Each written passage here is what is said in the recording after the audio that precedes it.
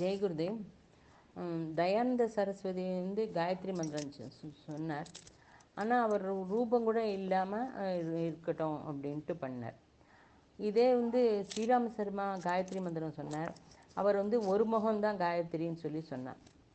இது வந்து இதை வந்து இது இப்படி சொன்னால் அது சொன்னான்னு சொல்லிட்டு நம்ம இந்த ஆராய்ச்சிக்கெல்லாம் நம்ம போக வேண்டாம். த வே ஆஃப் லைஃப், உஸ்வாசம் நிஸ்வாசம்னா யஜ்யம். இந்த எல்லாம் நம்ம சரீரத்தில் தான் இருக்கிறது. நம்ம சரீரத்தில் பிரெத்து நன்னா இருக்கணும், அதே சமயத்தில் சுகமாக இருக்கணும்.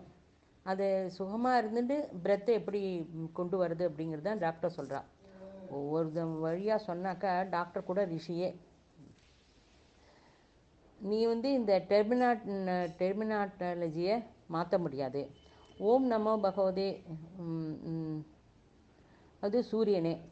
ஓம் நமோ நாராயணாய, அது நீயே. நீயே அந்த ரூபத்தில் வச்சார்னு புரியணும். அது தெரிஞ்சுக்க முடியல. இதுக்கு வந்து இந்துவா முஸ்லீமா அதெல்லாம் ஒன்றும் கிடையாது. ஆல் குரு சொல்கிறது ஒன்று தான். கோமேதம், நரமேதம், சர்வமேதம்.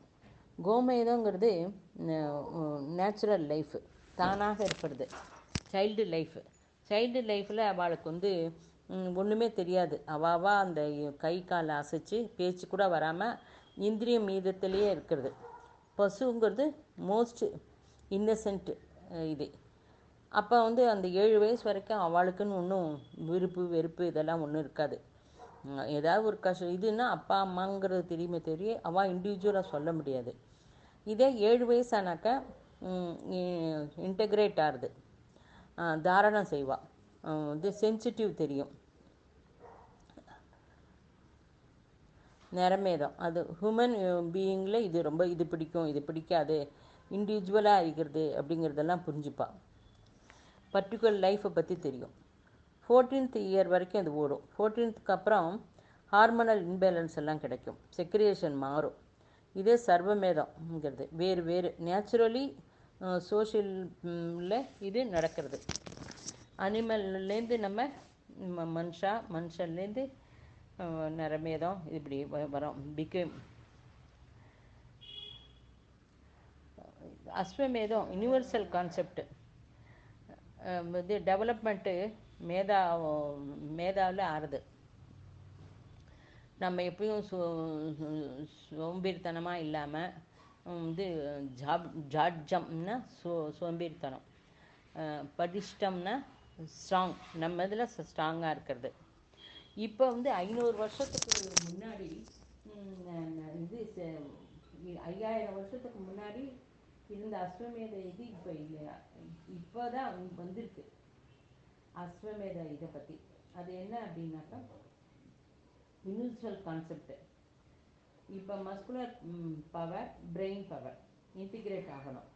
பிரெயினில் தெரிஞ்சுக்கிறதுக்கு ஆசை இருக்குது. இப்போ நவடேஸ் சரீரம் ஒத்துழைக்கலை. கைடன்ஸு இது கிடைச்சாலும் இதை உபயோகிக்க முடியல. இதுதான் ஐன்ஸ்டீன். இது வந்து இந்துவா கிறிஸ்டினா அதெல்லாம் ஒன்றும் கிடையாது.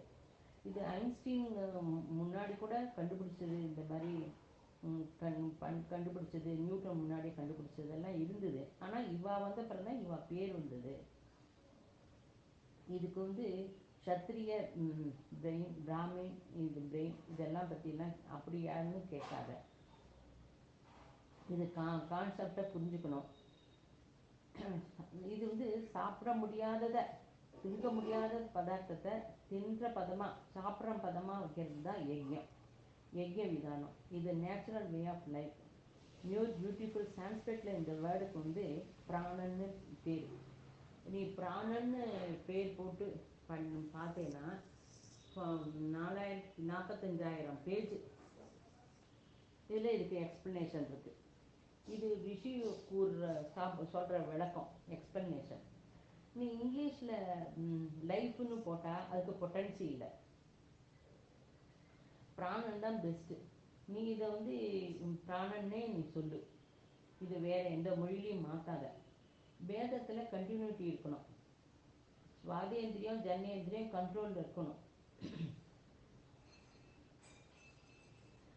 நம்ம வந்து இப்போ பிளாங்காக சொல்லப்போனால் ஒரு புழு மாதிரி தான் ஜீவிக்கிறோம். டெப்த்தே தெரியல. ஜனனேந்திரியமும் ஞானேந்திரியத்தில் சரண்டர் ஆகணும். அப்படி ஆகலைன்னா ஜபம் செய்ய உட்கார முடியாது. உடம்பு மனசு ஞானேந்திரியம் ஜபம் பண்ணணும்னு சொல்கிறது, ஜனனேந்திரியம் உட்கார முடியல, சமன்வயம் இல்லை. அவாவா சரீரத்துக்கு சக்கரவர்த்தி ஆகணும். இதே அஸ்வமேத யஜ்யம்னு பேர். குரூப்பாக செய்ய முடியுமான்னு பார்க்கணும்.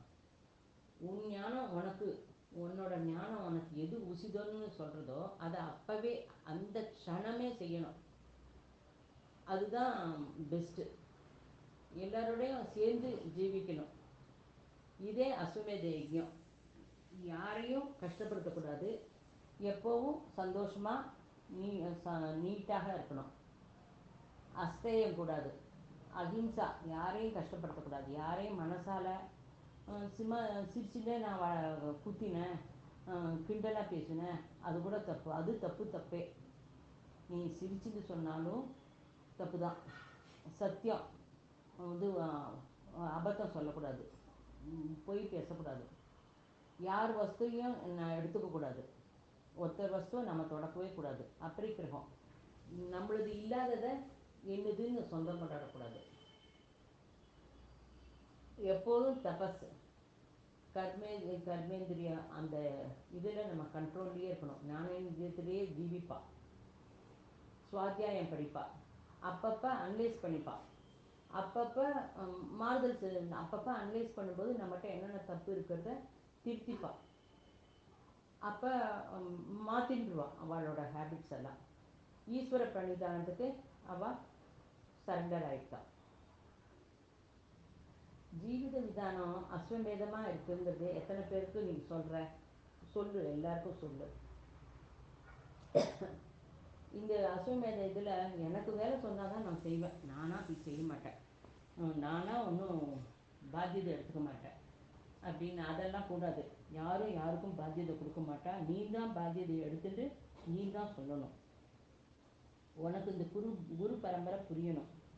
பரம்பரைன்னா என்ன நினச்சிருந்துட்டேன்னா, அந்த குருட்டேந்து அது அடுத்து கண்டினியூட்டிவாக வரணும்.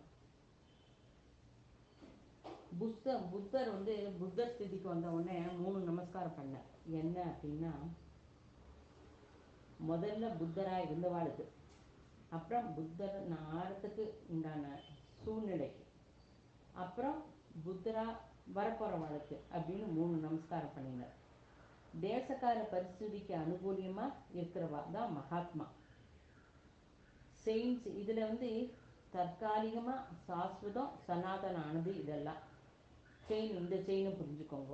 இது இட் இஸ் செயின். 3 வித குரு இருக்கா. செயின்ட்டு,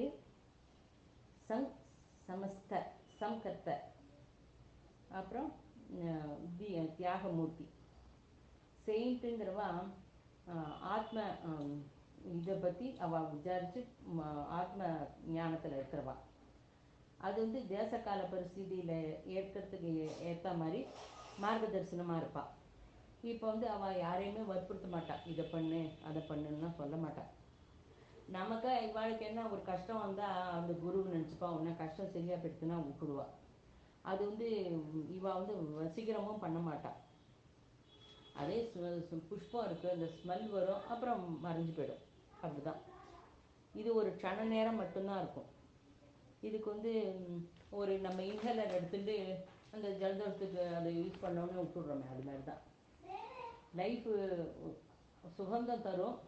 அந்த லைஃப் மாற்றிக்கோ, நீ இதை மாதிரி இது ஃபாலோ பண்ணு அப்படின்லாம் அவள் சொல்ல மாட்டாள். இதெல்லாம் தற்காலிகம்தான், டெம்பரரி. அடுத்தது அந்த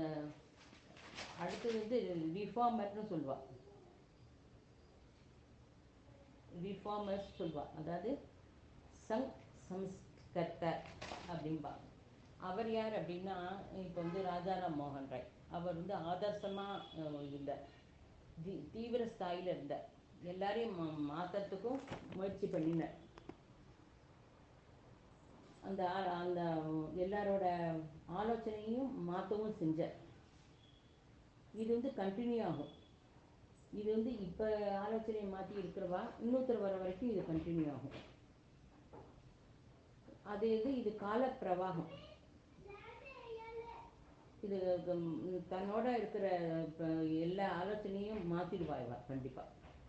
மூணாவது சத்குரு. ஜென்ம ஜென்மமாக எவ்வித அவளுக்கு விருப்பு வெறுப்பே இருக்காது. கேவலம் மனுஷ ஜாதிய பலவந்தமாக சன்மார்க்கம் வழி அழைச்சி போகிறதுக்கு தான் அவளோட எய்ம்.